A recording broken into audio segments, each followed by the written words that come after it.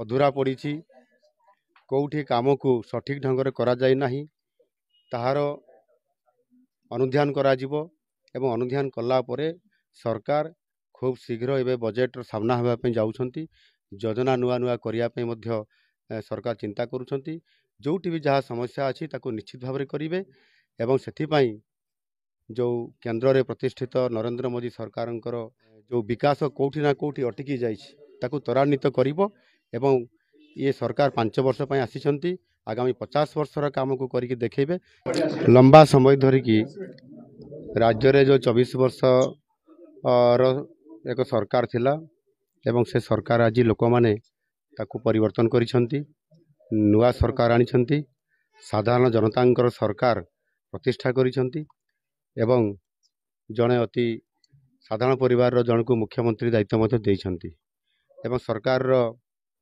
प्रथम काम होउची जोठी ओडिया अस्मितार कथा आज प्रश्न उठी ओडियार अस्मिता आज संकट रे अछि बोली एवं जो माने ओडिशार बरपुत्र जो माने ये स्वतंत्र उत्कल प्रदेश गठन करने सहित ओडिया समाज को रुधिमंत करथिले सेही मानकु सम्मान देवा ये सरकारंकर प्रथम काम। एणु नुआ सरकार गठन हैला परे नेताजी सुभाष चंद्र बोसंकर ये जो जन्म माटी कटक एठी आसी तांकु एवं तांकर ये जो जन्मस्थान रे ये माटी रे आसिकी पहुँचवा एवं तांकु श्रद्धांजलि देवा ये निश्चित भाव रे मो पई गोटे बहुत बड़ गर्व एवं गौरवर कथा। एणु सरकार प्रथम आसला परे ओडिया अस्मिता को सम्मान दे तांकु श्रद्धांजलि ज्ञापन कला एवं ये माटीरू ये सरकार आशीर्वाद नौची ओडियार अस्मिता को बहुत आग को नब भारत वर्ष रे आग को पहुँचेब से सरकार आगामी 5 वर्ष संपूर्ण भाव में काम करिब।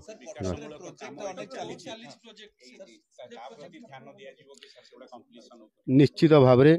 जोठी काम अधूरा पड़ी कौटी काम को सठिक ढंग से करा जाय नाही ताहार अनुध्यान कराजिबो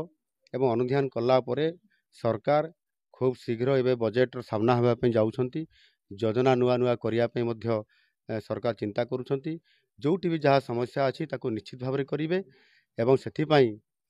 जो केंद्र में प्रतिष्ठित नरेंद्र मोदी सरकार जो भली भाव में मोदी ग्यारंटी देइछंती एवं डबल इंजिन रो सरकार करने जो प्रतिश्रुति देइथिले ताहा ओडिशार 4.5 कोटी जनता मोदीजी कथा को ग्रहण करी तांकु समर्थन देइछंती एवं महाप्रभु जगन्नाथ मध्य आशीर्वाद करिछंती। एणु निश्चित भाव में योजनाबद्ध भाव में ओडिशार जो विकास कौटी ना कौटी अटकी जाकु त्वरान्वित करिबो एवं